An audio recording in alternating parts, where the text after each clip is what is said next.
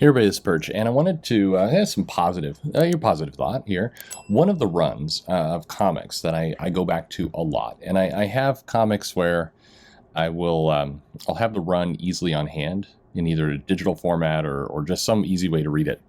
And so when I travel, I take it with me. And the couple things like this, Why the Last Man is one of those.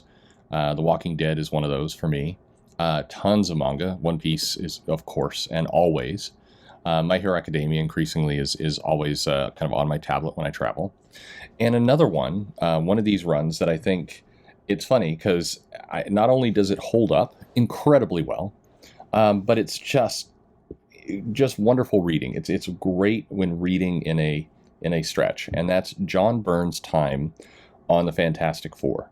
So Byrne, who came into the Fantastic Four really as the writer and artist, I think issue 232, I'm going off memory here, but it was this, I do remember it was like it was Diablo and the images of Fantastic Four kind of hovering over this pot, but to me it always looks like there's a little bit of a birthday cake and the Fantastic Four are candles sticking up there. I can't unsee it. It's definitely not what was going on, and it was a poor read of it, but I remember seeing that initially, and now I can't unsee it. But anyway, John Byrne, who did this very long run in the Fantastic Four, it's incredible.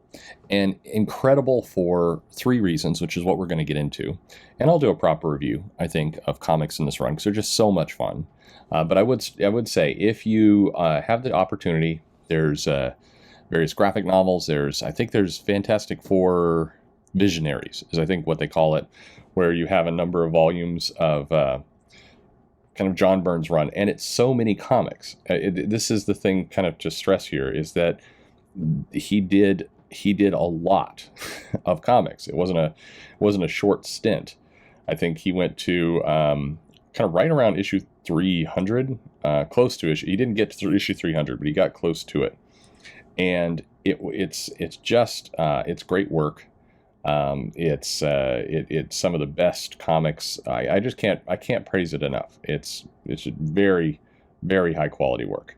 And Byrne's storytelling chops are really on display here.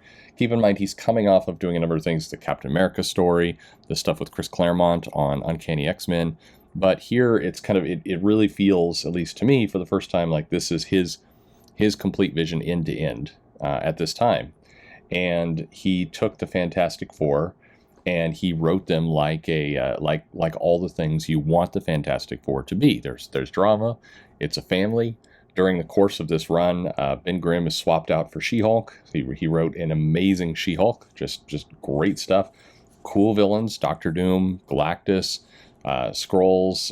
I mean, just across the board, he was doing a great job with this comic. So I wanted to kind of get into the three things, like I said, that makes this run classic. And not only do I think other people could come in and copy this style, and should, because it would sell well, but it also, from time to time, people come in and say that John Byrne is dated in what he does.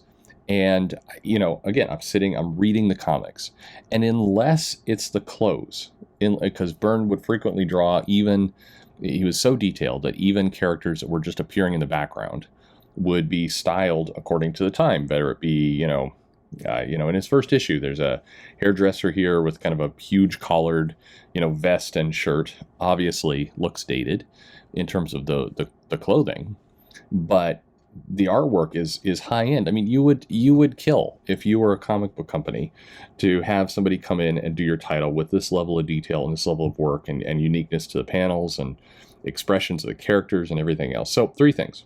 So number one, it's pretty common lately to bash on Bendis for massive amounts of dialogue. You see these pages and he's just got 1,000,001 word balloons on there and just so much dialogue just crowding out the page.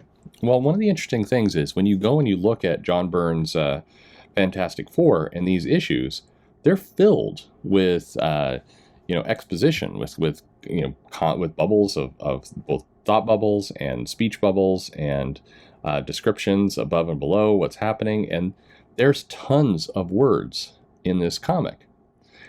However, You don't, the part that's nice about this is there's plenty to read, but every character sounds incredibly unique.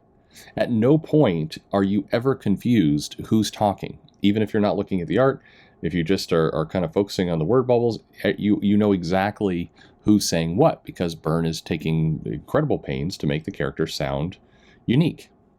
The other thing is that through all this dialogue and this words, you achieve two things. Number one, every issue recaps what's going on, so it does fulfill that every issue could be someone's first issue promise, but it's doing so in a way that feels like you're reading a flowing story. It doesn't feel like you're interrupted with a recap page, and it feels like the characters are being natural. They're describing to each other what's going on. They're reminding each other of what's happening. It's very natural. It's very organic, and it fits. It fits the characters and what they're doing. So there's definitely a lot to read here, and that is it will cause me, at least, kind of being reminded of this, to refine a little bit when you're saying, look at all this stuff that Bendis is putting on the page. It's not the volume of words, it's how they're being used, and Byrne does a great job with that here. The second piece here, is that Byrne let his characters have flaws, all of them, and often. So Reed Richards is, they don't have to go back to the same old tropes of, Reed's overly focused in his lab, and so he's not paying attention to things, and that's the hubris of what he gets. There's this story kind of early on where there's this large alien woman that's come to the planet, and some robbers are using her to, for their own ends, and she rapidly takes out Reed. Like, using this kind of vertigo power, she is able to just knock him on his ass, like, right away. And same thing, Sue also. Ben Grimm's in trouble. Johnny Storm's in trouble. Throughout this entire comic, the Fantastic Four are struggling. They certainly come through in the end, and they can achieve, and they tend to regroup and then, assess their opponents, and they figure it out. But it's there's not this need to, for example, with Sue, to make her constantly have to be right or not show weakness. Sue is regularly struggling. Frankie, the girlfriend of Human Torch, who turns into Nova, is struggling. Everybody is struggling here.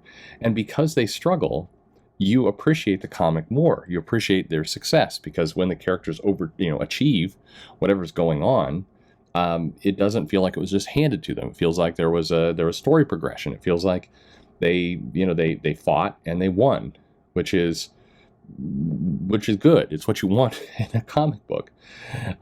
It not having the characters be flawless allows them to grow and allows you to be part of that journey. And it fits into the third thing, which is really on display here, is the villains are threatening.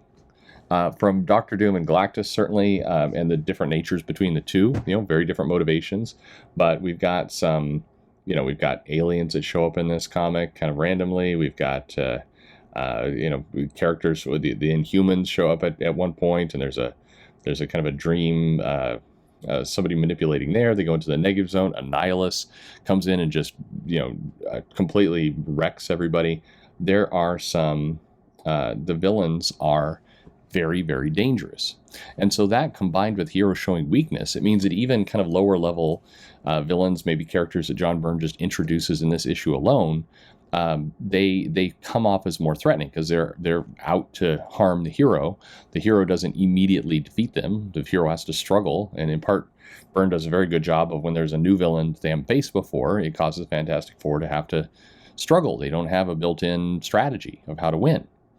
And by having threatening villains, by allowing the heroes to show weakness and struggle, and by using kind of a lot of narration in a very effective way that really fits the character that's doing the narration, the end result is you've got, again, one of the best runs of all time. So please do check it out. Again, every now and then I see somebody kind of chirp in with saying that, Byrne's artwork is dated. Those people are out of their minds. I mean,